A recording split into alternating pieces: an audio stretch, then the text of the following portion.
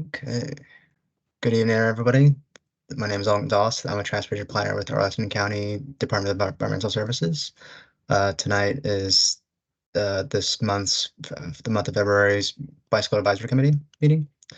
Today is February 5th, 2024, and I'll hand it off to Cynthia, who is the chair. Thank you, Owen. Thanks everyone for coming, and congratulations to Arlington County on achieving gold designation from the League of American Bicyclists. And on that positive note, we're going to introduce ourselves and say something positive about Arlington bike infrastructure, even if it's not our nature. And so the introductory question for everybody, and we'll go around, is talk about one or two specific bits of transportation infrastructure in Arlington that make you happy. These could be a particular intersection, signal, or an overhead light, or a lane, or anything else that comes to mind. But make it something that you actually like. And while you think what you're going to say, I'll go first. So my name is Cynthia Palmer, and one thing that I really like are the new speed humps on Livingston Street or Drive or whatever it is. They're the bike-friendly kind of speed humps that have that. I mean, maybe it's not really for me, maybe it's for emergency vehicles, but they have that sort of turret down the middle where you can just race down, and it's just such a delight. I'm also appreciative of the new speed humps on 19th Street. I know it's just a trial, but I'm hopeful that we will get a permanent version. They're not quite so fancy yet, but and with my submission here comes a question: why are some of the speed humps bike friendly and some are not? Some have that lane down the middle where you can just glide. So I'm just curious. We can discuss that later, and we can go through the list of who else is here. And we will start with Colin. Hi, everybody. Yeah, I guess new sort of bike infrastructure that I like in Arlington. There's a the corner. I live in like the near Roslyn, and I'm often going up to the courthouse area. Looking at a map right now, but I think on the corner of like 15th Street and Clarendon Boulevard, sort of by the CVS over there. There's sort of like a concrete bump out that protects the cyclist from the turning traffic and sort of increases or adjusts that turning radius at that intersection. And I sort of like a pseudo protected intersection or potentially protected intersection. And that's something that I definitely noticed recently and appreciated that we had that. Wonderful, thank you. Collier Cook. Hey everyone. Well, there's a lot to like in Arlington. Great trails and improving things on street. Something that I don't know, within the last year I sort of discovered and was happy to find is it's in Crystal City area. I call it the Fort Scott Drive extension path between Eads and Route 1. It's a small little narrow trail, or it's really more of a maybe a sidewalk in, but you wouldn't. It's really hard to know that's even there. But it makes the new Clark Drive protected bike lane so much more useful to be able to connect over from Eads across Route 1 at 27th Street, which I find a a lot more.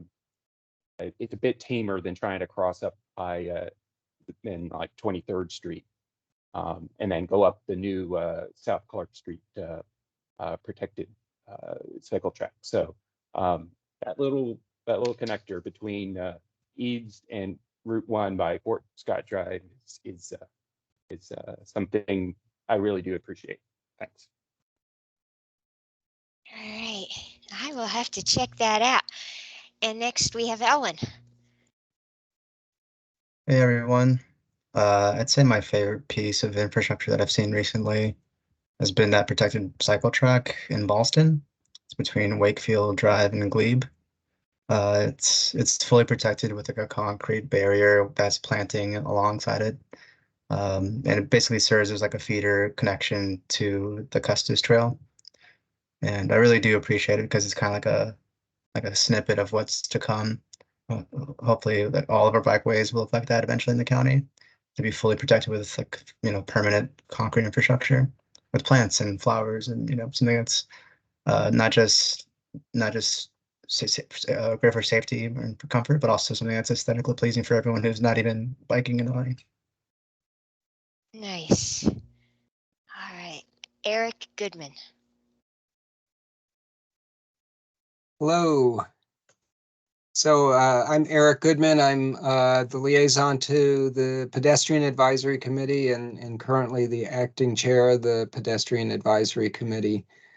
I guess in terms of infrastructure, I kind of may speak generally and say trails. And one thing about trails, I guess, because of winter operations and what happened in the last few weeks, I would say that trails, most of the major trails were cleared well, and I really do appreciate that.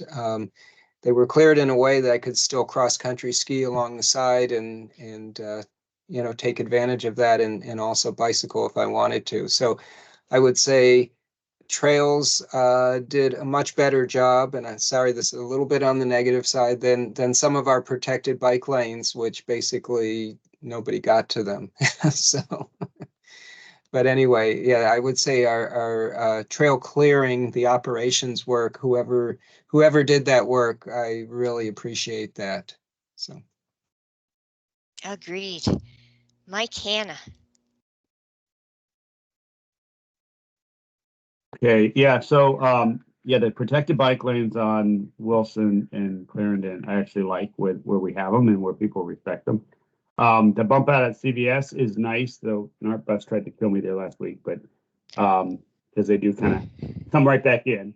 But that's great. I do think we need to think about if we're going to do more of those kind of protected bike lanes or even like the concrete protected ones, do we have the machinery for removing snow from those? Because none of those got cleared in the last snow. So I don't know if that's a longer range issue. But the other thing is the optical sensor at Irving and Route 50. I actually tried it a couple times when there were no cars and it was just me. And sure enough, the light turned green in like a minute. It seems like it's time for a minute, which seems like a long time, but it actually isn't very long. And it's really good to know that they're working. So I love those. Say that again. Where was that one? At Irving and 50, the crossing there at TJ Rec Center, they've got one of those optical sensors and it seems to work. Yeah, thank you. I love those. Yeah. Leslie Crane.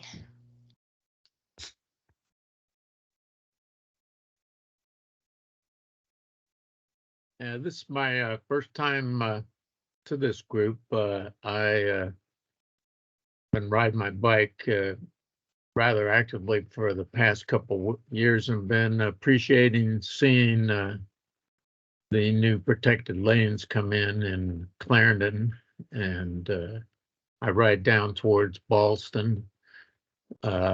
Specifically, two things I saw today when you're coming up Wilson Boulevard and just getting up to the top of the hill. There's a little wooden ramp that sticks out into the and the bike lane goes a little around the ramp, And there's always been this orange sign that points to the sidewalk. There says bicycles. Well, somebody moved that sign today to some somewhat more logical but slightly confusing position. And there's a building construction on Clarendon Boulevard just after you go past 10th Street, and there was a bike lane bypass that was eliminated for a month now, where you had to merge in with a single car lane. Well, that bike lane bypass is open, but the signage is still a little bit confusing as how to get into it. So I'm glad to see that open again. Great. Welcome, Leslie. Next, we have Andrew Martin. Hi, good evening. Yep, Andrew Martin, live in Arlington Heights area. So a couple things that I appreciate. One being the pedestrian bridge over 50 there behind TJ. Don't have to wait for the light at Irving, though maybe since it's apparently more responsive to bikes, I'll test that out.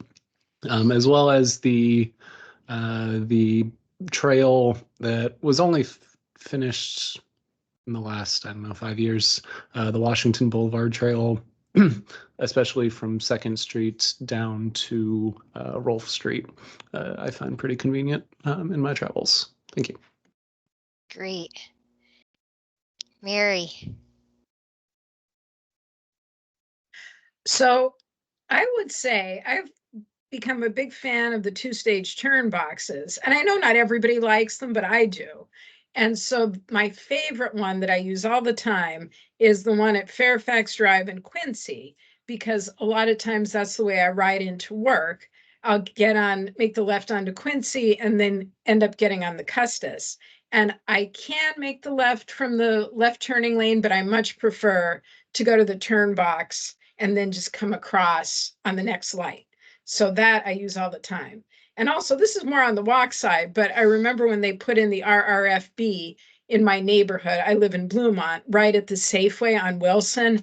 And that was tremendous because people respect it, and cars would always go through there really fast, and it was dicey. So I've loved that. I used it several times today. So I think that was a great place for something like that. Great. Matthew Jones.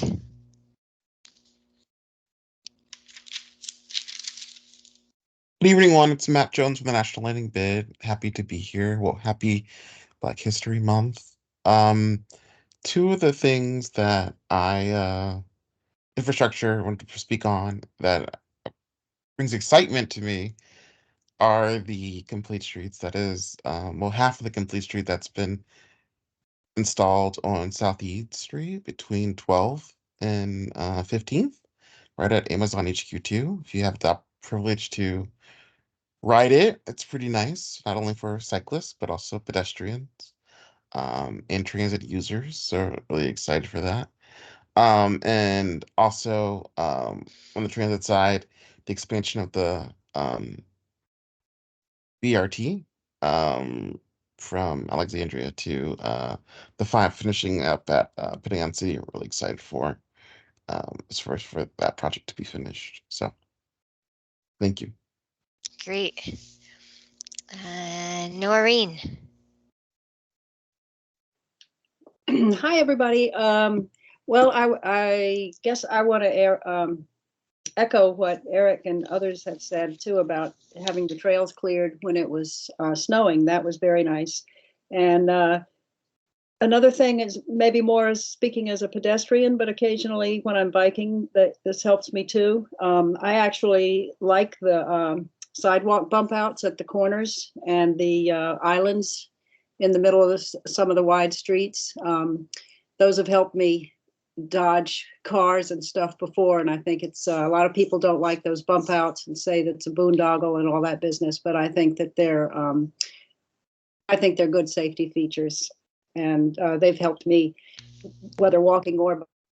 And I guess I don't know if maybe this is hard to explain. There's a traffic not traffic, but a circle now where the Custis Trail where it joins the WNOD and it comes under 66 under an underpass there, and 4 Mile Run Creek runs past it, and they've put a circle there so that when you're turning, you make a sharp right-hand turn, you're no longer in danger of hitting people coming from the other direction. It's kind of a blind curve.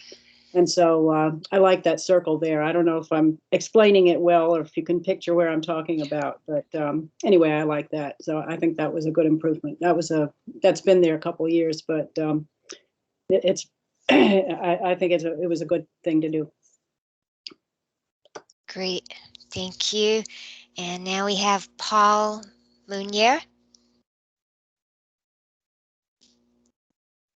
Yeah, good evening. My name's Paul Munier. I'm a service planner for the art system. I'll be talking a little later today. I would have to go back a little bit more old school. I'm more of a recreational rider. I live in Fairfax. Use the WNOD, and the wonderful piece of infrastructure is the connection from Arlington to the Mount Vernon Trail. I rode that before that was there, having to get across West Glebe Road.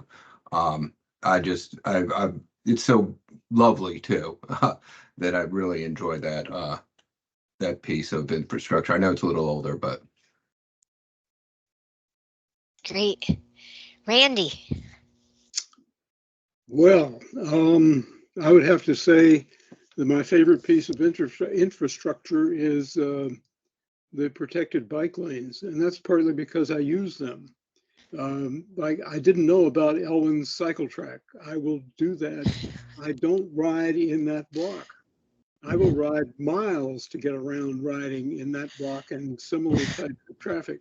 So if we could at some point just give a list of the new things that have happened, because I'd never heard of the one that Elwyn mentioned.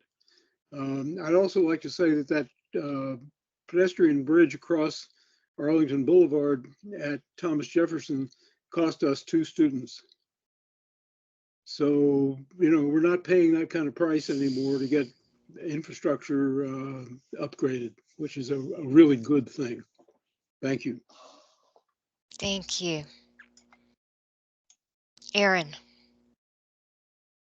Hey guys. So first of all, Elwyn's cycle track.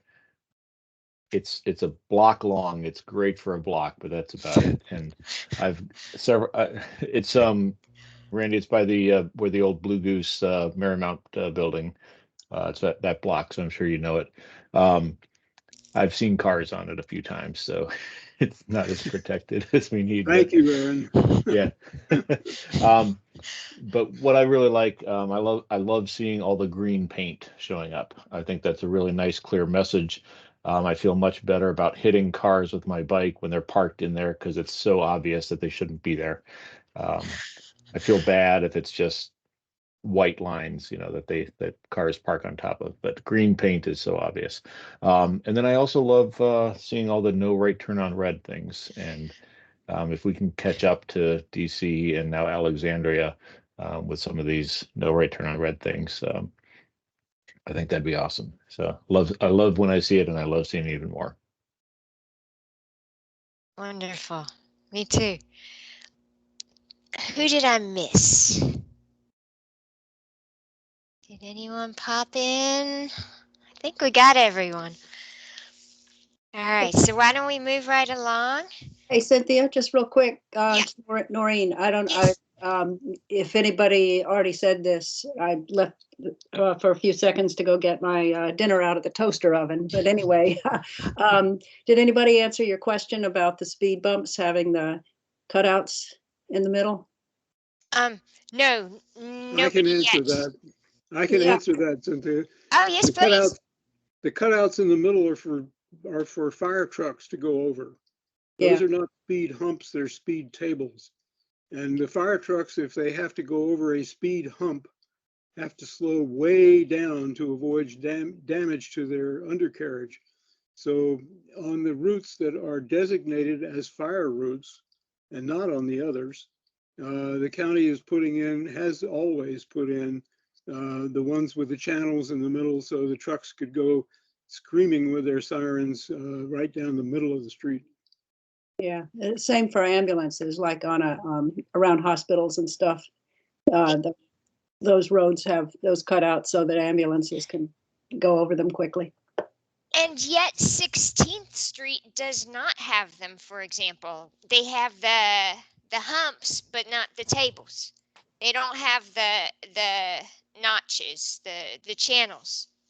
And that's like Virginia Hospital Center right there. Yeah, they do. They do. Yeah, they do. I ride those a lot. Yeah. It's a big problem because the cars like to use them as well, so they cross the center line and don't think a bike deserves a lane. So yeah, they do. Okay, maybe it is that they don't geography here. West of George Mason, they don't. East of George Mason, they do. I don't know. I think they do. I'm quite sure that they don't on the one side, on the west side of George Mason. Okay, well, I guess we'll both have to check it out again next time we're down there. I'll write it. I'll write it tomorrow just to check. Yeah. Okay. Anyway. But Okay. that's definitely not an ambulance route on that side. That's just neighborhood streets over there. Okay, because there's speed but on humps the side, without side the with the channels. hospital. Yeah, the side with the hospital obviously is a lot of ambulance stuff. Right. There. Okay, got it. Thank you. That was super helpful. And now let's move along to Paul Munier's presentation on the Arlington Transit floating bus stops. Right.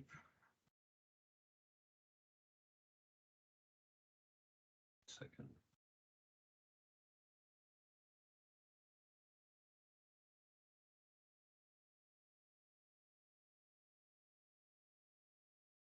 Hey, good evening. I'm coming back to give an update on the bus stop islands that we are putting in Arlington County, the floating bus stops. About 2 years ago, I think we started working on standards. There was a lot of these treatments that were going to come into the county. There had not been a lot of standards or blueprints of how to do these in the county. They're used all over the world. They're used in other parts of the country, and they're becoming more prevalent as we have so many modes trying to share one area, and this is a way that we're able to share between modes with limited infrastructure. So what is floating bus stop? It's a dedicated waiting area that streamlines traffic transit service, improves accessibility to in-lane stops. The floating bus stop is basically the key component is that there is a bike lane between the main sidewalk walking area and the bus stop.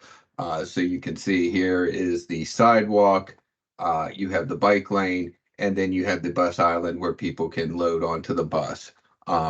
So in short, that is what a floating bus stop is. As I said, about 2 years ago, we started working on this. There were some concerns from the community, and we wanted to talk to people and make sure that we were installing these in a way where everyone could feel comfortable. So after several meetings with several different committees, including this one, the three main concerns that the community had is there needs to be mitigation for the conflict between pedestrians and bicycles. What happens is because we are moving it behind the sidewalk, pedestrians now have to cross the bike lane, and it is a conflict that didn't exist previously because if the bus was coming up to the sidewalk, it blocks everything behind it. Bicycles couldn't come through, so you would load directly from the main walking area to the bus.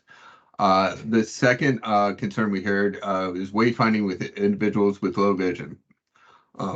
People with low vision, rely on consistency in design. And as I said, this is fairly new. The first one of these was installed back in 2020, I believe, at Pierce and Wilson. And having it be something that people aren't familiar with, people with low vision had not been trained to use these. They was very concerned about how we can identify these and show and help individuals with low vision to navigate them correctly. And then regional standards for the construction of floating bus stops, making sure that not only we're doing them the same way in Arlington, all around Arlington, but throughout the Washington metropolitan area. If you go to Montgomery County, you should, if you encounter a floating bus stop, it should be very similar to what you find in Arlington or in the district or any other jurisdiction in the area. So those were the three big concerns that came out of our talking to different commissions and committees. We did update the standards and towards the end of 2023, I think it was around in September when we finally had said this is what we're going with. The reason it took so long, a lot of it was waiting for WMATA Metrobus to come out with their standards. As I said, the regional standards are very important. But they had some delays, they had contracting, they weren't able to really get started until about September. We had projects coming through.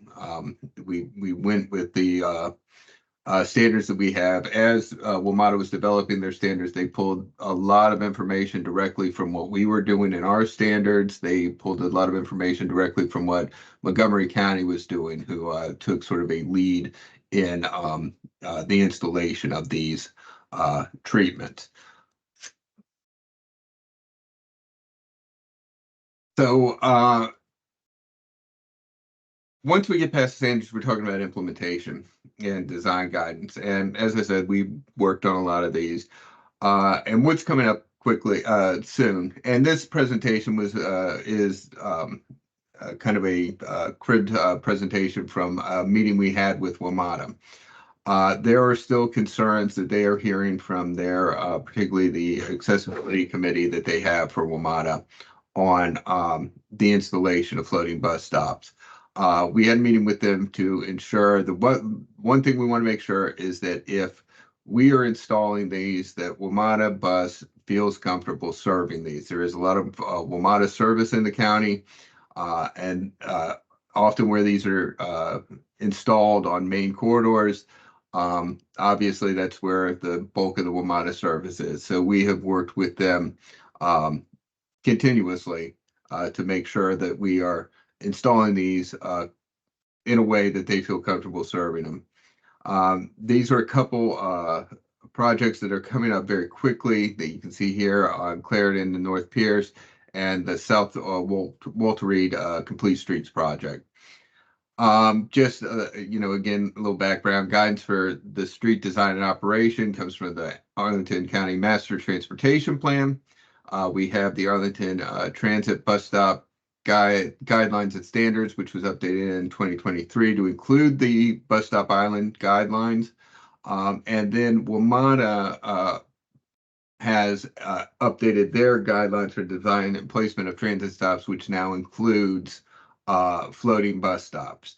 Though there were some elements that we do have that we aren't able to quite implement at this time due to the fact that there are so few standards for what a floating bus stop should look like. We have ideas, but there are no hard standards. Though, to make it clear, standards we do absolutely follow American with Disabilities Act, the Public Right-of-Way Guidelines, Manual for Uniform Traffic Control Devices, and the NACTO Street Design Guide, and using those, making sure we're hitting all the standards that are required by these documents or exceeding them in many cases, I would say. We're installing these to the best of our ability to make sure things are safe and people are comfortable. So we could take a look at a couple of projects that are coming up. I'm gonna go through these pretty quickly. I could probably make these slides available if you want to look at them more closely, and I can also provide you contact information to the project managers that are actually shepherding these projects through. But you can see Clarendon at Pierce Street. This is essentially right near where the Wilson and Pierce installation is. It's over on Wilson. You can see that this is where we've come with the design. There will be a stop bar requiring stop for pedestrians. I understand that that is a new requirement due to the a code change at the state level that requires vehicles to stop for pedestrians. I believe these were originally yield to pedestrians, but it is now stop to pedestrians. This is a raised crosswalk that goes across the, and I'm not sure if you can see my pointer on the screen, unfortunately. Let me see.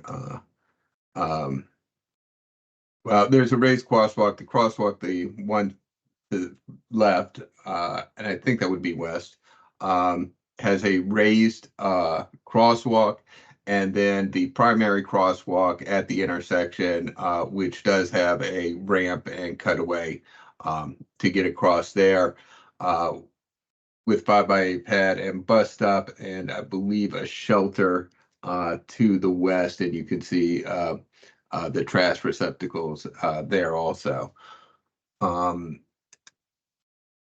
Then the Walter Reed Complete Street project, along this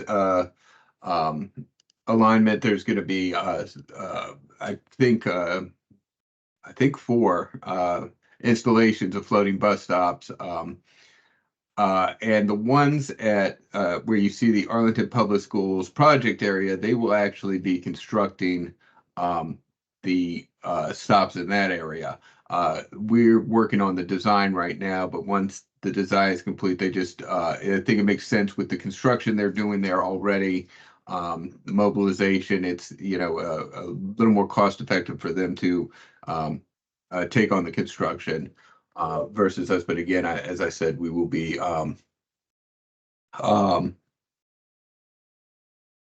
designing the project. And just a couple things, you know, moving forward where we are right now, we are continuing to review relevant standards as they emerge. As I said, we, you know, ADA, MUTCD, all the standards that are in place for transportation, we are following and putting together to make sure we're following all guidelines, and then continue to work with WMATA on installations in the county, making sure they're comfortable with what they're seeing, making sure that we are in line with what is happening on a regional level. I think there is still a little bit more work to be done as we learn more about these and the operation as more are installed throughout the county. But that is essentially the update that I have, and those projects. There are many more projects that are coming, but these are the ones that are closest in the time frame that we're talking about.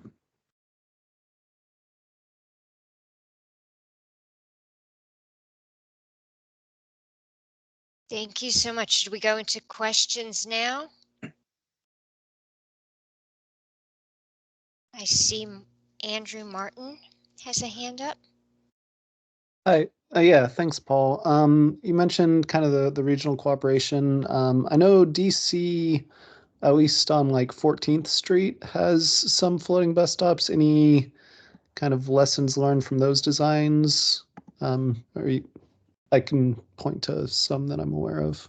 Yeah, I'm not sure if we have lessons learned. I know that those were not very popular. They were, and that's particularly from the disability community. There's a lot of traffic along 14th Street. Those were installed even more than 2 or 3 years ago. So I don't think there was a lot of thought that was put into every piece of that. DC, I think, has been working to retrofit those, but at some point, I think they also have to say, you know, we are sharing a we're sharing a limited area with a lot of modes going through it, and what is the best alternative. So I would say that I haven't followed up. I haven't heard a report from DC on some of the things that we're doing. I think it's been about 6 months since we all got together talking about the regional guidelines as WMATA was drafting theirs. But I do remember that there was some consternation with some of those installations along 14th Street. Okay. And then a question about the raised crosswalks. Like I acknowledge, yeah, that's good to kind of acknowledge that pedestrians have the priority there by raising the bike level up to that, the crossing there. Any decisions yet about the grade, or since there's like the two crosswalks, like one following the other, will that section in the middle be like continuously raised, or will that be kind of two bumps? In that case, only the first crosswalk is raised, and the second one has a curb cut and ramp for the pedestrians. The biggest constraint with putting the raised crosswalk in is drainage. Because you're essentially it dams up drainage if there's not a drop inlet in that area, or if it's downstream, downhill from where that is being put in. We try to put in the raised crosswalks because that is one of the tools that we have to try to slow traffic through the floating bus stop. That was something that the disability communities that I spoke with were really want something that does try to help slow travel through the treatment.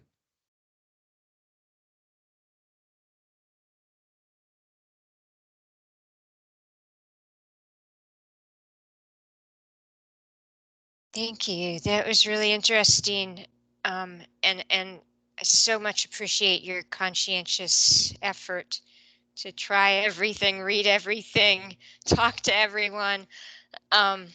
Personally, I always appreciate riding along the bus islands on 14th Street in DC, but that's only me on a bicycle. But that street is often rather uncomfortable just to start with, and I'm just grateful for that little bit away from the cars. So, do we have other comments, questions, input?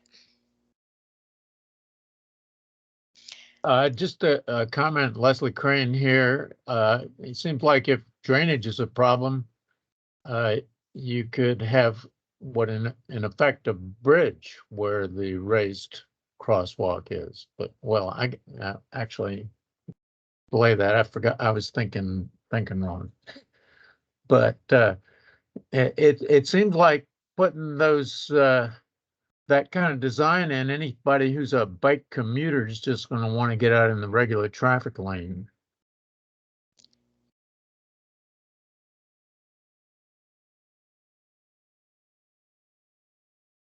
This is Mike Hanna. I ride that every day. I actually would love to have the island because I dance with the buses every morning, and it was certainly and actually this morning there was an art driver this morning that waited, didn't pull up to the curb, let me get past. It was a rare instance, but normally it's do I go around or do I try to squeeze through? And the island would be really a great change to that. Yeah, well, it'll be interesting to see how that works out. Certainly, yeah, I've done the dance with the buses, and some buses will see you coming and wait to go over. Some buses will just run you to the curb. Yeah, I think that's important that we talk about that a little bit. It does provide a lot more safety for bicyclists, and operators, they have people on the bus. They're paying attention to a lot of different things, and the speed of a bicyclist and the speed of a bus going down a corridor because the bus is stopping, you get that yo-yo effect where you come in past them and then they catch up to you. And it's stressful for the drivers. That is another thing that they're absolutely, obviously, they have to pay attention to all the traffic, want to pay attention to pedestrians, need to pay attention to bicyclists. And with that yo-yoing, you can get in a blind spot, that's a very large vehicle. I love these treatments. That's why I work so hard on this, because it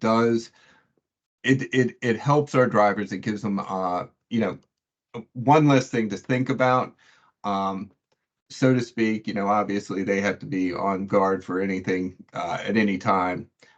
People don't always do what they're supposed to do, but with these, I think that it is an extremely important safety treatment for our operators. I think they're great. I just had one more question. You mentioned how you're reviewing the relevant standards, for example, for the MUTCD. I have not yet read the new MUTCD, but I'm just curious, what do they say, or do they even take this on? We haven't seen any standards at any level really that specifically call out floating bus stops. Some of the things that we're trying to wait for that guidance. Hopefully, there will be guidance coming down the road. But when you're talking about standards for like audio crossing warnings, is one of the things, and where they can be placed.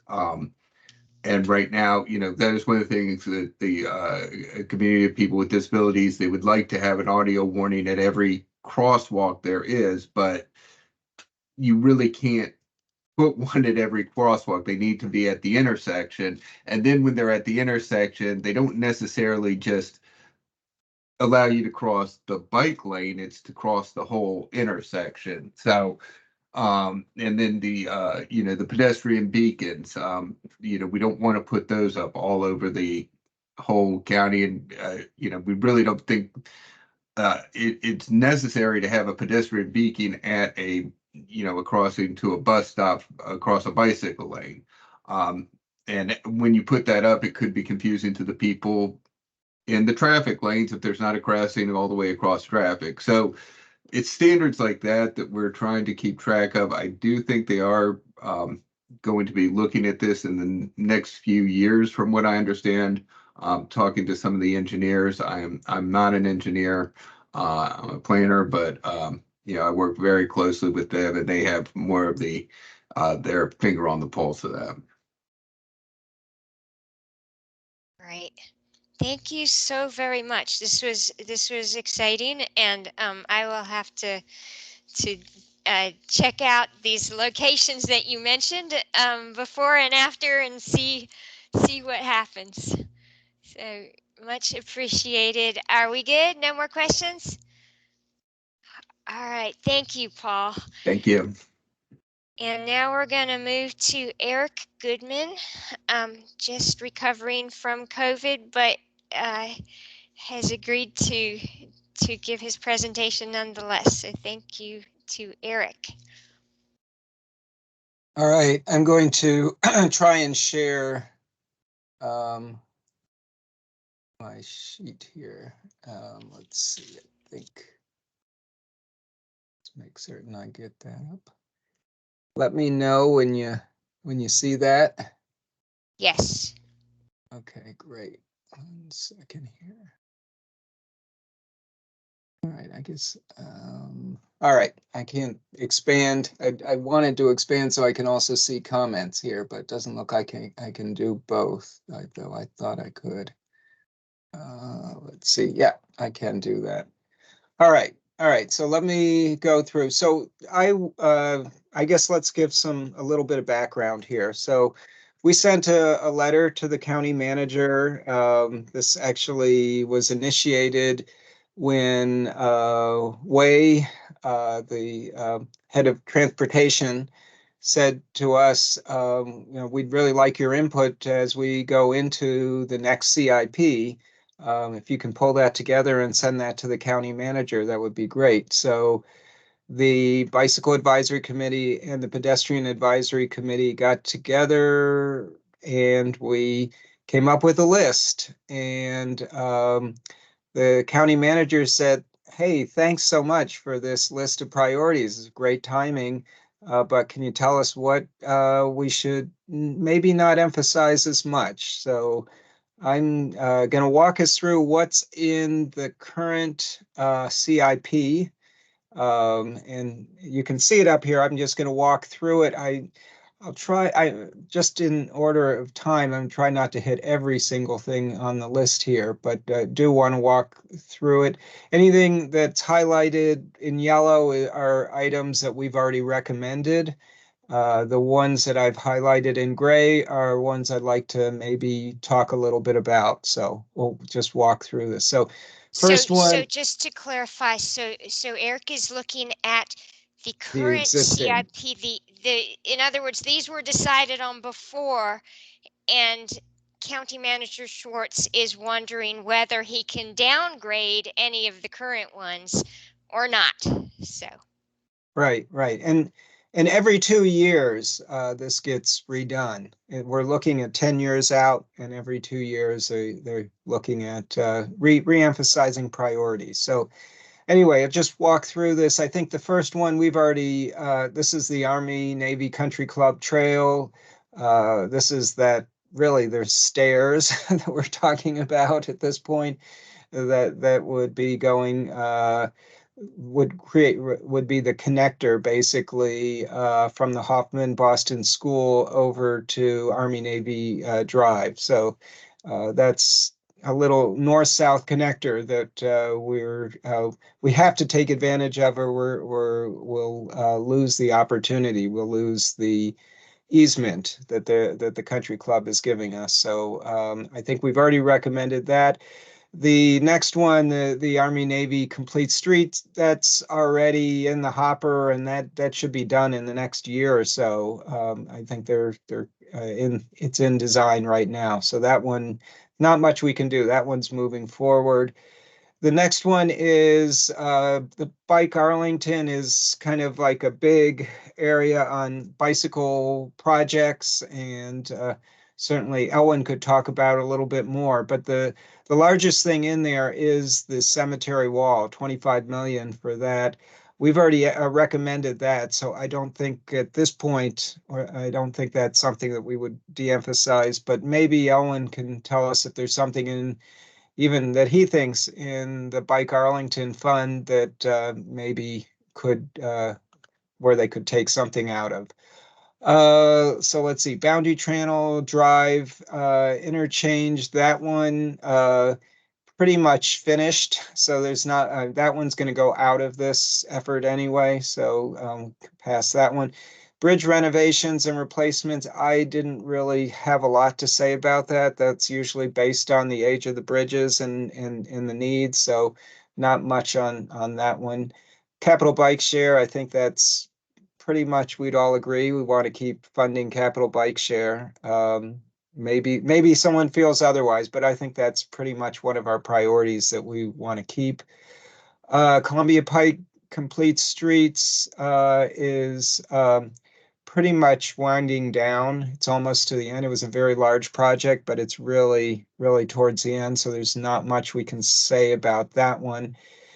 The next one, something I will raise here. So Crystal City, Pentagon City, and Potomac Yard area, there is 137 million dollars right now in identified projects there. So there's a lot of work going on over there. And one of the things there I just noted, which is the largest item, is the Crystal City to DCA walkway connector. Is with all the other priorities we have, I know the folks here from National Landing may not be happy, but I will ask this question. Is this something that we feel, because it's such a large project and it may not happen for many, many years, is this something that we want the county to put $36 million towards it? Is that something that we could de-emphasize? So I will we'll put that out there. Then the next thing is on intelligent transportation systems. I think this is really what helps them run signals and everything else. I really don't have much to comment on this. I think this is more an internal thing that I don't know that's really in our area to make much in the way of comments on. The Langston Boulevard multimodal improvements. I think that's been on our radar screen for a long time as an important item, and that isn't. It's I think in a lot of places along Langston Boulevard. So I don't know that I would want to de-emphasize that at all. Neighborhood complete streets. This was sort of a point of contention and question about whether this program should continue to be funded. So I don't know if folks have any thoughts one way or another. Right now, they probably have $1 million towards it. I think our decision was not to say anything sort of one way or another, that sort of keep it funded at its current level. Parking meter upgrades, I guess, to more digital, modern parking systems. That's pretty much completed. Parking technology is something which looks like they're putting $1 million towards. Actually, it's not $1 a year. It's supposed to be $1 million per year. And then the next one that may be up for a question is the Rosslyn Ballston arterial street improvements. The largest item that's on there is a $43 million for removal of the Fort Myer Drive tunnel. And I don't know if that's something that we want to comment on. I believe some of that would actually be paid for by other developers as well. But is that, when we look at all the things that we're asking for, is this something that we would want to go back to the county manager and say, well, maybe we're not really keen on this one? Any thoughts on that? All right, so moving on. The other things are strategic network analysis and planning. So this is a lot of, I guess, internal planning efforts. Street lighting, we've certainly said that we definitely want more money towards street lighting, especially increasing lighting at intersections. Street safety improvements, this is pretty much Vision Zero. So I think we've already asked for an increase there, so we don't want that one to be reduced. Transportation asset management, this is really kind of managing their assets and infrastructure. And it's a small amount. I think that it's not something we would comment on as well. Signals, certainly we asked for more detection, so I think I don't know that we would be looking at asking them to reduce in that area. And then Walk Arlington really was, again, the program for walking and improvements. Other than, I guess, money has actually been pulled out of that, and now it's going directly to APS for infrastructure improvements at schools. So that's what's in the transportation budget, the big area under Arlington Complete Streets. Next is under maintenance. There's about 15 million for bridge maintenance, curb and gutter. I think it's just a small amount there for, I guess, device replacements. There's a small amount there, and then huge amount in paving. So I think we're always asking for repaving and repainting of crosswalks. So I think there's no specific detail here. I think that they look at taking 14 million per year based on the condition index, and repaving based on those sorts of things. So based on just the transportation budget, I only really found a couple things that we might want to mention. And let's see okay. I guess we also, a couple more things here. So sidewalk, curb and gutter maintenance was another thing. And then trail light maintenance program. We certainly, it's a very small amount there, but I think we had actually mentioned that we wanted to improve trail lighting with using solar. So that was one of the things that we had mentioned. And then I looked really the only other part of the CIP. I didn't look at every part because a lot of it relates to buildings and infrastructure that doesn't have anything to do with us and transportation. So I also looked at parks and recreation. So the parks master plan program. We looked at, I guess, one item was emerging uses program. So this is for natural surface trails and looking at potential mountain biking in certain areas and pump tracks. So I think these are things that we've said in the past. We haven't said more recently, but we've said in the past that these are things that we want. So I don't see that as, and it's not a huge amount. I don't see that as something that we would want to call to get removed. Shortbridge Park. This is, I don't know if folks know where, if you go down 4 Mile Run where all those bridges are, they took out one of the bridges and they now have an area. There's like a trail that comes down to the water, and they're supposed to eventually under phase 2 develop that and make that more of a gathering place, but create places off the sort of off the trail for people to gather. And sort of improve that area there. So I still see that as a positive, but maybe that's something we might want to de-emphasize. And then the last items here are trail and bridge modernization, which includes a lot of the off-street trails and multi-purpose trails throughout the county. Again, I think these are things that we want, not looking for specifically de-emphasizing that.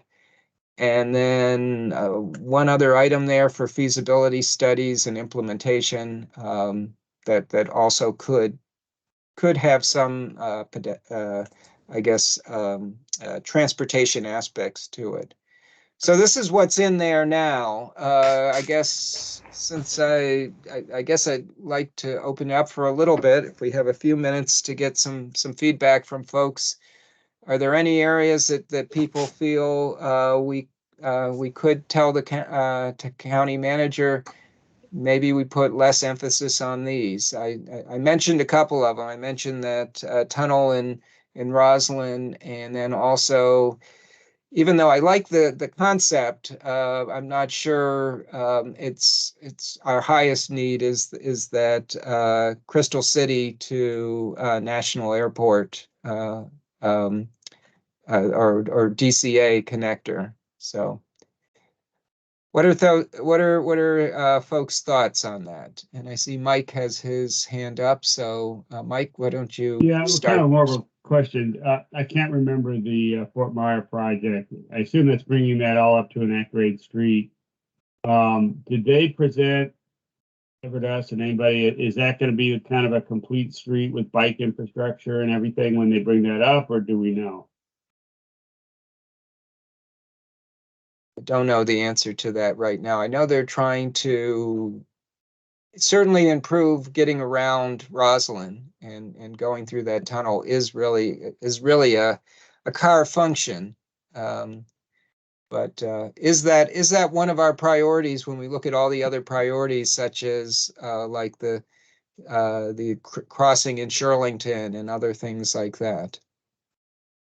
Yeah, and that's what I was kind of asking. What would it look like when it was done? How bike and ped friendly would it be? You can go through there now. I mean, you can go on the upper, there's upper road next to the tunnel. Right. I'm also curious. You sort of dangled out that Langston Lynn crossing may be included in this. What what is that? You're hinting that it's solving the intersection of. Well, I was saying that's one of the items that we've asked for. I would think if we were looking at certainly a pot to put that one in, it would be in the Oh, I it would see. be in this area of improvements, because it talks about it actually talks about Fort Myer Drive and other streets and areas adjacent to this. So.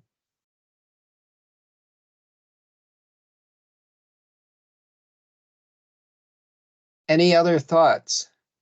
Aaron has a hand up. Sure. So I just wanted to caution playing this game where we're told, oh, there's only so much money, so tell us what you think should be cut. I'm a teacher in Arlington schools, and we get this all the time. It's like, well, all right, so you want to raise, so does that mean we can raise class sizes, or we do less of this or less of that? It's not our job to decide. We're not paid enough to decide what are the priorities. If you ask me, let's stop doing public art. I mean, that's not a good choice, but if you ask me what are the priorities are things that make us safe, and public art does not make us safe. And if we're really at a point where we have to cut things out, you know, saying, well, we don't think this policy is as good, or we don't think these improvements are as important as those improvements. It's a very parochial thing, and it's pitting one group against another group then.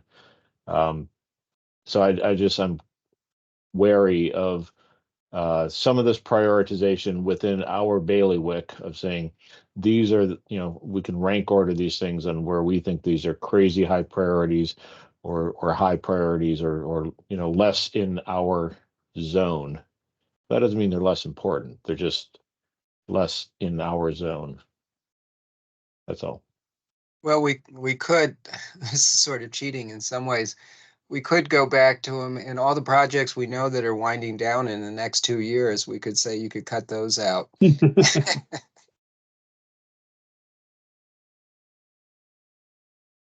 So could someone explain? I'm still confused by, I think it's item 15 that you were just talking about. The Roslyn Boston Arterial Street improvements, Fort Myer Drive tunnel removal at some enormous amount there. What is this? Tunnel removal?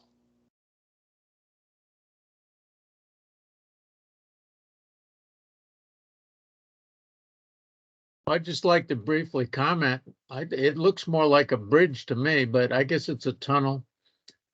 It allows cars to go through without having to deal with an at-grade intersection, and that would slow traffic. That would increase car traffic congestion. And the times that I ride my bike, if there's a pause in the traffic, I'll go through the tunnel because I don't like to ride uphill. So this is Fort Myers is where the Our Lady of Exxon gas station is. And so it's yeah, whether you want to go down underneath there, or you go up to the Clarendon Boulevard and then turn around there, or then go back down. This is all part of I think the same thing where they thought a couple years ago that they could make Lynn Street two-way, and then they realized they're idiots. And changing all these things. I mean, if you've been around longer than me, you know that we have a highway ramp turned into pedestrian walkway because it was built poorly we decided we didn't need it but couldn't take it down. So I don't know why we want to spend $40 million to take this thing down. It's not doing any harm. So I agree. Don't prioritize that waste of money. Is there a safety reason to get rid of it? My memory of this is kind of the same rationale about what they want to do with Route 1. Where they want to get rid of the overpasses and turn it back into an at-grade street. So Is that a safety improvement? I think we disagree with VDOT on whether that makes it safer or not, right? Because I think they're thinking, you can have a much more pedestrian friendly streetscape, but then you have to get across 5 lanes of traffic or 10 lanes, whatever it is. Oh, so this is like that. I think so. That's my memory of this. Yeah, it's right now it's instead of bridges going over, it's the road going under, but it's the same idea as Route 1. Now so there are some bridges over that I guess would become more at grade intersection. Well, it's just under Wilson Boulevard. I don't think it's comparable to blocks and blocks of Route 1, but it's a tunnel for the cars that want to go through without stopping at Wilson Boulevard. I don't know what you come over Key Bridge and you go through the circle and you go down Fort Myer when you're headed for, I guess, part south, maybe trying to get to Arlington Boulevard, and you put in another stoplight for the cars, so maybe that's not so bad. Lots of stoplights for cars is good. We might have the advantage of narrowing the amount of asphalt we need for lanes when you've got the lanes on the left of it, the road on the right side of it, whatever that street's called, that it does go uphill. I think it's all Fort Myer. Is the Metro on one Okay. side? I can't remember. Yeah, the kiss and ride over there and stuff. So, I mean, it's like if you go on both sides of the church gas station, you're talking about 10 lanes that are all going in that direction there, basically. So maybe narrowing it is part of the reason. But I get a lot of the stuff they're doing in Roslyn makes sense. I don't think that this is a priority. So Yeah, it's not a major bike route, but sometimes. Collier has his hand up. Yeah, I was just to add, I guess, a little bit of color to this. Yeah, this is part of the whole Core of Roslyn transportation study from years ago. What this taking out the tunnel or bridge or whatever you want to call it gives you a lot more real estate up there, and then you would be able to have a lot more space for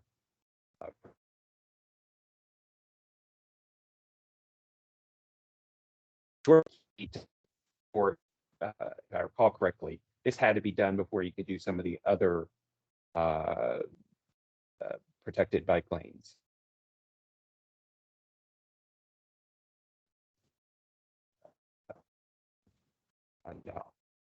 Collier, you cut out a little bit, at least on my laptop. Could you say that again? It was sort of what needed to get done.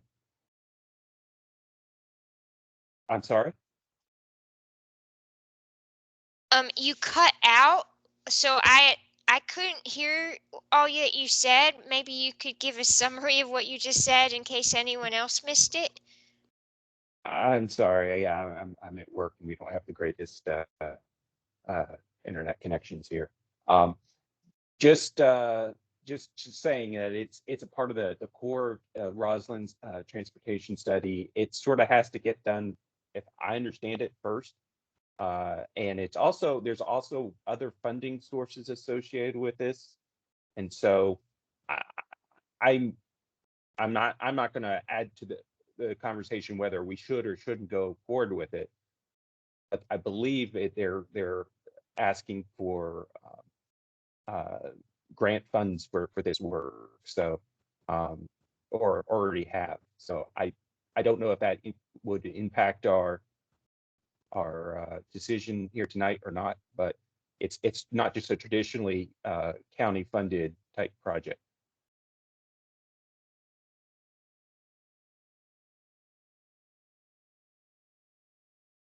All right, well, that's super helpful.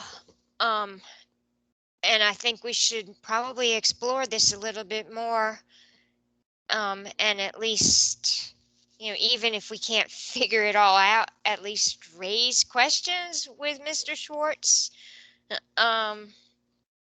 I mean, and the other one that stood out was neighborhood complete streets, which is just $1 million. But when we made our initial submission to Mr. Schwartz, we talked with a number of our fellow bicycle and pedestrian advocates, and they voiced their strong disappointment with neighborhood complete streets, and said, it has potential to be something great, but it's not.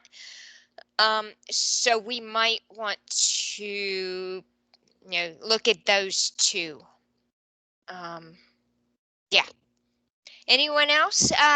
Collier, your hand is up again or still up?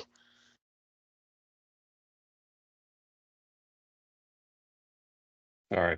No And I did worries. include I did throw a link to the Core of Roslyn study in the chat if you want to take a look at that, which includes the Fort Myer Drive tunnel project. Excellent.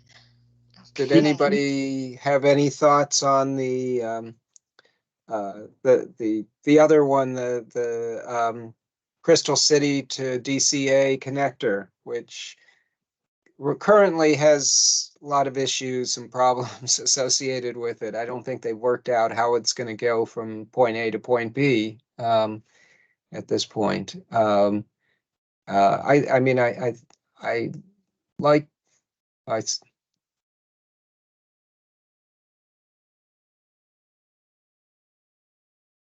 I feel like my internet's caught.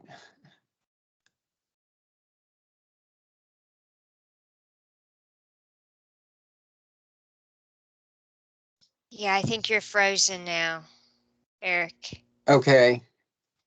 You're coming in here.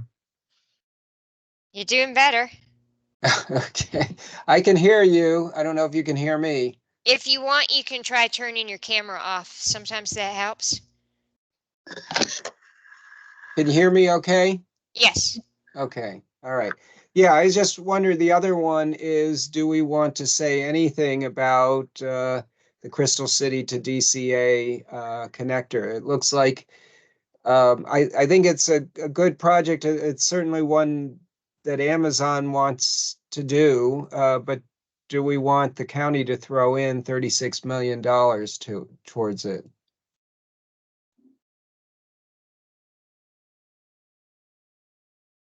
At Randy. least from, oh, sorry.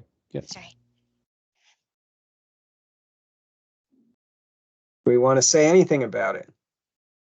From a cycling perspective, wouldn't be a priority since there is already a cycling connection from the water park. And cycling to the airport, unless your staff, is probably not a huge number.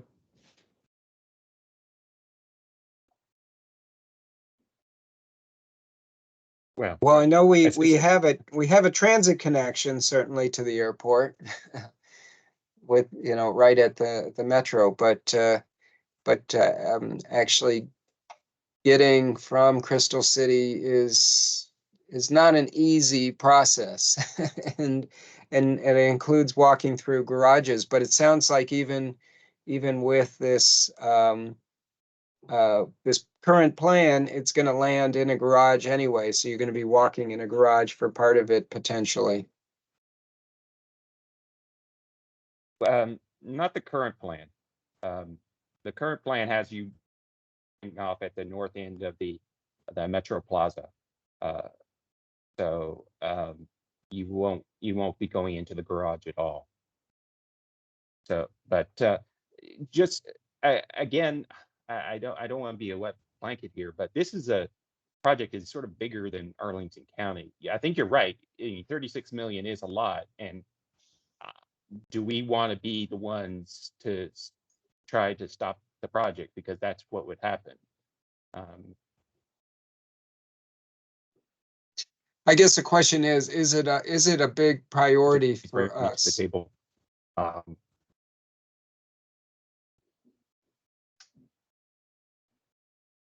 Those were the ones that I found out of this. I don't know if other folks have any other thoughts they want to add, other things.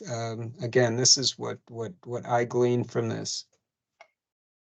So Randy has been waiting patiently, so Okay. let's hear from Randy. Yes. Who says I was patient? I think Aaron was right.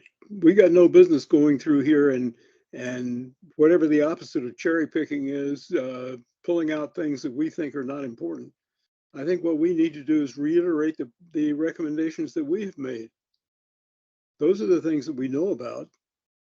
The connection to the airport, there is no functional bicycle connection to the airport. If you've ever ridden that, you know that it's a god awful mess just trying to get there, and then they leave you at a graveyard for bicycles, a rack that is so isolated that anybody in his right mind would not, his or her right mind would not leave a bicycle there. Anyway, I think that is a different sort of project, and I agree that we don't have to say anything about that. I think we should just re-emphasize the things that we think are important and that we have put forward as recommendations, and not try to go after somebody else's project. And I'm unhappy that there's nothing in there for the intersection of Doom. Nothing really. There should be a huge capital project for a separated grade intersection. And until they do that, then the rest of it is just lipstick on a pig.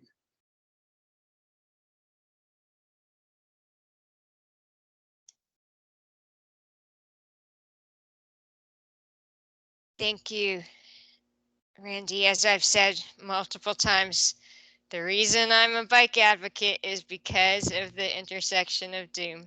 That was what brought me to my first meeting, and I haven't hardly missed one since. So, well, why don't we conclude this section, because we're running behind, but that was super helpful. And I think you're all right that, like, there's no obvious contenders, and it's not really our business anyways to cut other things off. I think maybe we can write a nuanced reply to the county manager asking a couple questions about a couple of these projects, but not actually taking them off the list. I also like Eric's suggestion that we remove the ones that are done and say, okay, that frees up some cash right there. So why don't we? Cynthia, can I just add that I think Yes. this is a great idea to send a follow-up note, and maybe in that we reiterate Vision Zero, the bicycle element, and the reason that our choices are what they are is because of safety and increasing usage of bicycle and pedestrian facilities instead of an auto-centric environment. So we don't have to pick the things, but we have to tell them why we're here and what we care about. That sounds great. I wrote that down as fast as I could. I may get back to you with the draft. And we're a little behind schedule, so why don't we move along? Next up, next up is me. What am I talking about?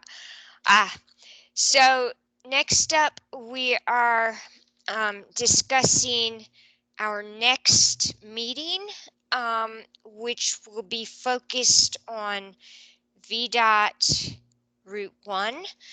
By way of background, so I wrote to Dan Reinhard at VDOT a couple of weeks ago, and I invited him to come join us this evening.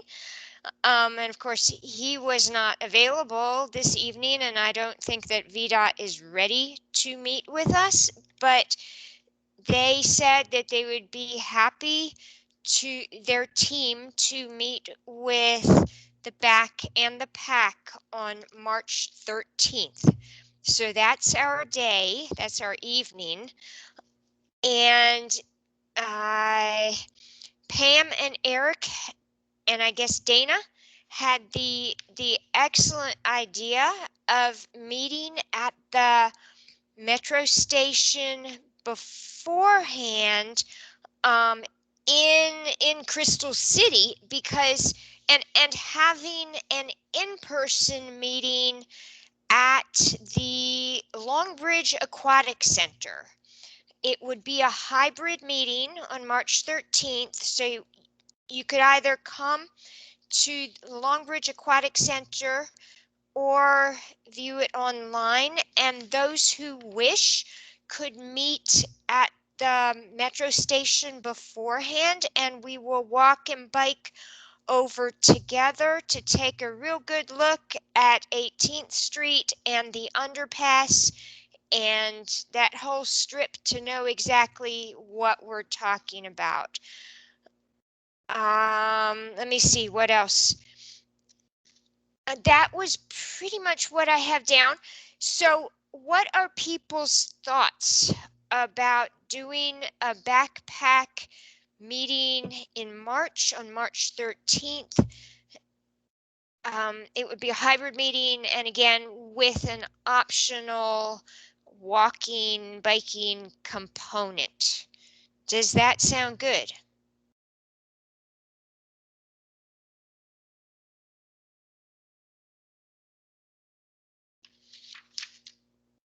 Any thoughts? All right, thumbs up from Aaron. Anyone else? Should we go for it? Yes. Okay, Mike and Andrew, thank you. All right, so we don't yet have the materials from VDOT. We don't yet have their speed study.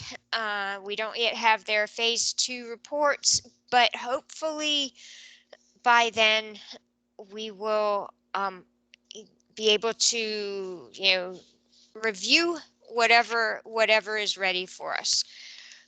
So we'll go ahead and follow up with that plan. All right, any thoughts on that one? Okay. And next up on our agenda, we have Dana. Is Dana here, or did he make it out of his meeting yet? I don't see him. Okay, because Dana was going to talk about the county code and vehicles parked in bike lanes. Hopefully he will show up soon. In the meantime, another topic that we could include potentially, maybe Eric has the expertise to at least speak briefly on the Potomac Yard Entertainment District, because this will be a really big deal for all of us bicycle and pedestrian advocates. Eric, were you at that meeting, and are you in a position to speak, to give an overview? You're asking Eric Goodman, right? Yes. I did not attend that. I think Pam was the one that attended it, and maybe Dana as well, actually. Yeah. Okay. Yeah, I was so thinking. I know that a lot of people weren't happy about that meeting, but other than that, I don't know much about the details. Okay, I was not able to attend it either. Is Elwin in a position to give an overview? Kind of on the spot right now. I know. I'm gonna say no because I haven't been that involved, but I have been looking at news articles, and I got a copy of the traffic study that was in the news. Are you in a position to give even 3 sentences on what they're planning to do? From a transportation point of view? Or just Looks even in like- general, even in general first, because I don't think that people know what Monumental Alexandria is. I'll share my screen real quick. This is a PowerPoint that was in the news through WTOP that was prepared by Monumental's traffic engineers.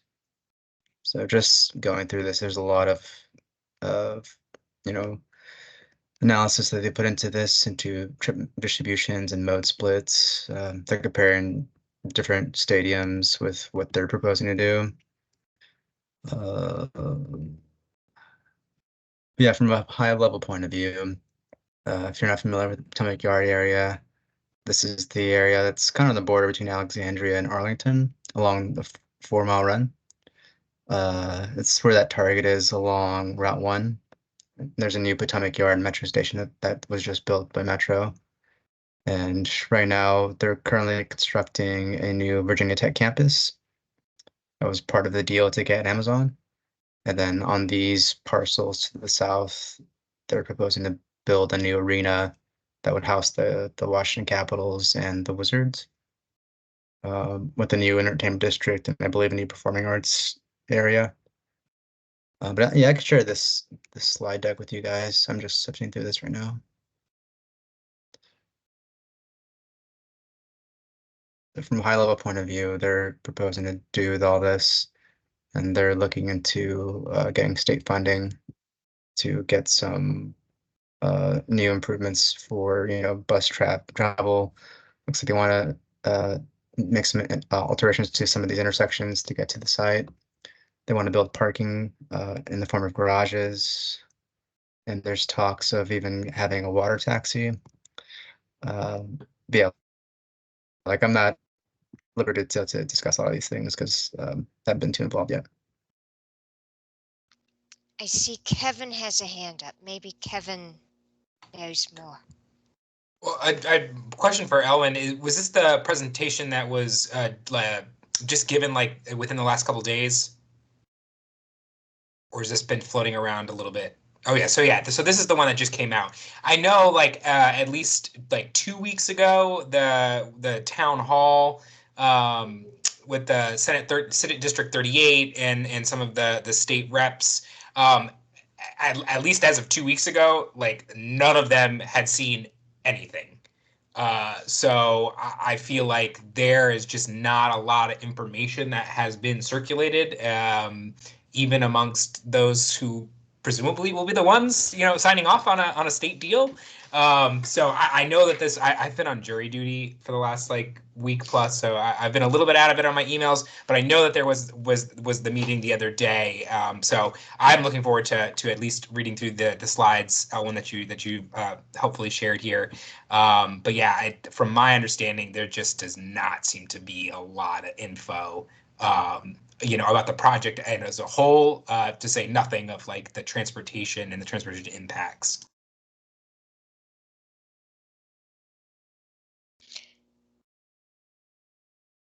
I don't have the details, but those who did attend that one meeting came back really distraught.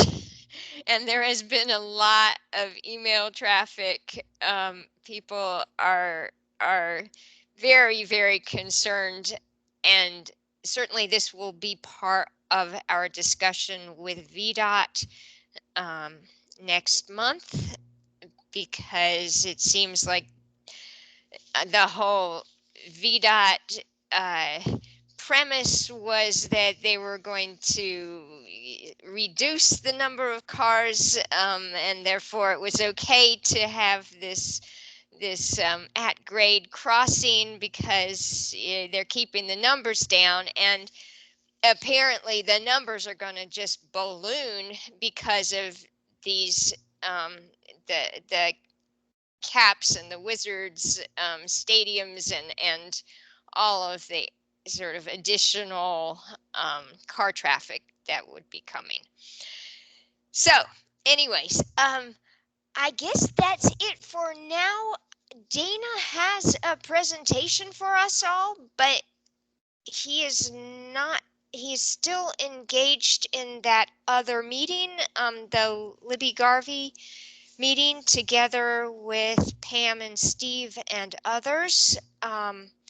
So we could wait, or we could just call it a night. and and maybe he could circulate his materials on the listserv. I vote for ending early. Yeah, I think that makes sense. Unless anybody else has more to say. Eric Goodman. I just have a couple questions. I got knocked out, unfortunately, as we were having our other discussion. It seemed like a lot of people were having problems, but it eventually just took me off. I wanted to ask, so our meeting next month, the PAC was planning on doing that at the aquatic center. We still thinking about doing that at the aquatic center as a hybrid meeting and also having a walk component potentially along Route 1? Exactly. Okay. That is the plan, and there seemed to be support for that. So yeah, it sounds good, though it will be weather dependent. If weather turns out bad, we may have to do an alternate plan. But assuming that the weather is decent enough for the walk, that would be great. Sort of a return to a potentially hybrid meeting and an opportunity to see Route 1 directly. Yeah, that sounds great. Okay, very good. And did the other question, and I'm so sorry that I got knocked off. Did we determine based on Randy's last statement that the response to the county manager will not de-emphasize anything? It will really just, again, put further emphasis on what we think the county needs to add is to and focus on within the CIP, the upcoming CIP. What we discussed is that we could write back and not actually de-emphasize anything, but we could go ahead and ask a couple questions about the projects we were discussing. So a more nuanced letter, like we're just wondering, and let him, fill us in on what exactly he means in certain instances. I mean, not he means, but what is meant by the items in the CIP that we weren't so sure about. So, and then yes, re-emphasizing our support for Vision Zero, the bike element, safety issues generally, and developing a more bike and pedestrian centric culture rather than one focused on the automobile. Okay, that sounds good. I will, with that, when our meeting comes up in a week and a half, the pedestrian meeting, I'll bring that to the folks as well, get their feedback, and then we can write a joint response back to the county manager. Great. All right, Noreen. Yeah, this I just had a little announcement, and since you already talked about it a little bit when you were talking about the CIP with the natural trail study, that's out now and it's open for public comment. So I'm going to put a link to a Arl Now article, and it has a link to the study in there. And I think comments are open until February 22nd. Great, thank you. And Ellen. Yeah, I just want to say again, thanks again to everyone on the call for your support over the years. With regards to the Bike Friendly Communities award given us Arlington a gold designation, it's a huge milestone for everybody. It's not just the work from county staff, but it's the work of everyone, all the advocates, all the volunteers who have worked over the past few years. This is a huge milestone for everybody. There's so many organizations to thank. That kind of sound like I'm giving a thank you speech at the Grammys, but this is just want to say shout out to WABA, to the um, South Arlington Slow Riders, to the to SASMO, to AFAC. There's so many people who should be taking the victory lap for this. Like, this is a huge milestone for everybody. So thanks again. Ellen, can you promote your our ride this weekend too? Oh yeah, thanks, Aaron. Yeah, this Saturday I believe at 10 a.m. we'll be meeting at the Custis and WNOD Trail. We're going to do the full Custis Trail ride from the WNOD to the Mount Vernon Trail, and we'll be having a few discussion points with folks who can make it. Basically, just helping support the Custis Trail study. So, looking forward to seeing you guys out there. Hopefully, get some good weather. Hey, Elwin, I'm not going to be here, so I won't be able to go on the ride. But when you say Custis Trail and WNOD, do you mean there where it goes under 66, or do you mean further out toward Banneker? Or Yeah, it's gonna be I close think to there's some the question about where those trails join. yeah, it's gonna be close to where the trails join by the bike circle, close to I-66 underpass.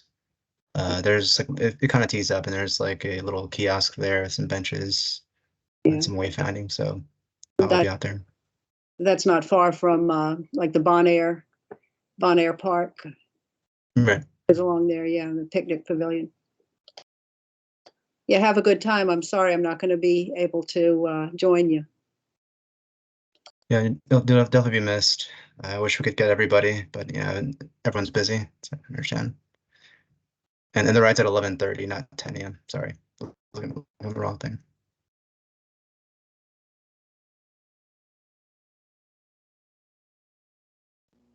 Eric, I see your hand. Yeah, I have one more question. Actually for Ellen.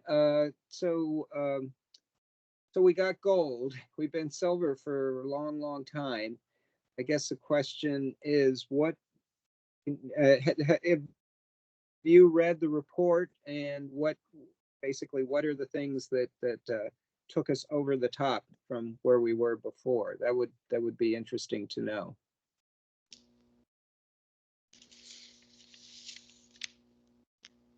Yeah, for sure. It's a good question. Yeah, it seems to be a lot of it was geared towards a lot of the grassroots-led initiatives that were going on, such as the bike buses that Jillian is hosting, a lot of the advocacy that a lot of local groups have done over the years. We did push the needle in terms of getting more infrastructure out there and using data-driven decision making, basically to build safer bikeways. They did call out a lot of our work in terms of new street construction incorporating protected bike lanes, especially in Crystal City. There's a lot of mention about how you know Arlington is pretty highly recognized for its trail network. Yeah, there's so many things to mention that was called out in this press release from the bike friendly communities, and I could post that in the chat as well. Thank you. And I will be writing to Bill Nespar from the Bike League, suggesting that he come and join us. I think he lives in Arlington, or at least nearby. So I'll ask him to come and join us for a meeting, and he could tell about it from his perspective.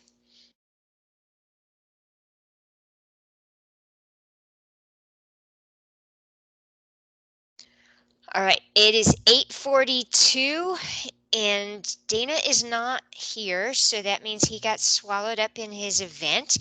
So why don't we conclude the meeting? Eric, your hand is just up from before, right? Or did you have something else? You good? All right. So why don't we finish up for tonight, give everybody back an extra 18 minutes, and then we can correspond on the listserv. And we'll see a bunch of you all on Saturday. I'm looking forward. Yep. I hope you'll Back be to wearing you, shorts. Judy. We'll see you then. No Have a good shorts night. for me. 3 pairs of pants. Bye. Thank you all. Bye. Thanks, guys. Thanks, Bye. everyone.